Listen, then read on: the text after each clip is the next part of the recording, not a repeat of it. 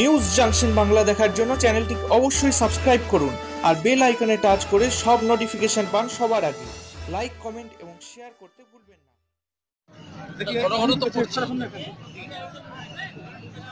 ফাঁকা হয়ে যাবে যারা সত্যিকারে উন্নয়ন চান, এলাকার কাজ চান, মানুষ ভালো থাক চান, তারা সবাই মমতাদির সঙ্গে আসুন। আমরা তো দেখেছেন, পরপর দেখেছি, যা বলি ভেবে বলি।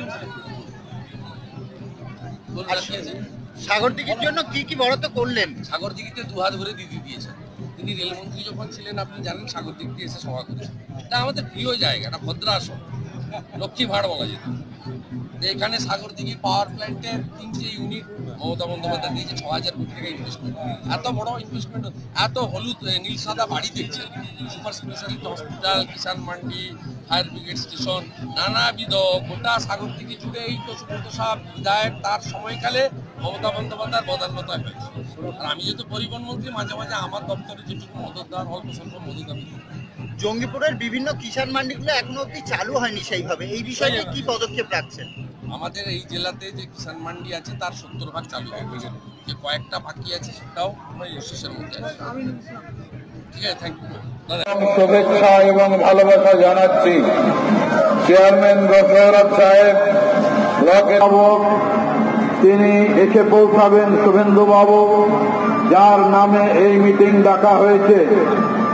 খুব সুন্দর সাজানো গুছানো হয়েছে। এখন আপনারা এসে মাঠ ভরিয়ে দিয়েছেন, তাতে এই এলাকায় ভালোবাসা জানাচ্ছি। আজকে আমাদের নেত্রী মমতা বন্দ্যোপাধ্যায় কংগ্রেসের মতো ভুল রাজনীতি নয়, বামপন্থীদের মতো মেকিতে আমাদের নেতা হচ্ছেন সুব্রত সাহা মহাশয়।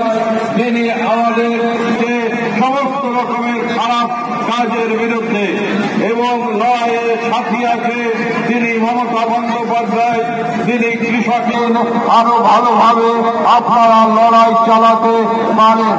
এই রাজ্যে আমি এখানে শেষ করছি। জয় হিন্দ, বন্দে মাতরম, জিন্দাবাদ। আপনারা সবাই ভালো থাকবেন। নমস্কার, আদাব।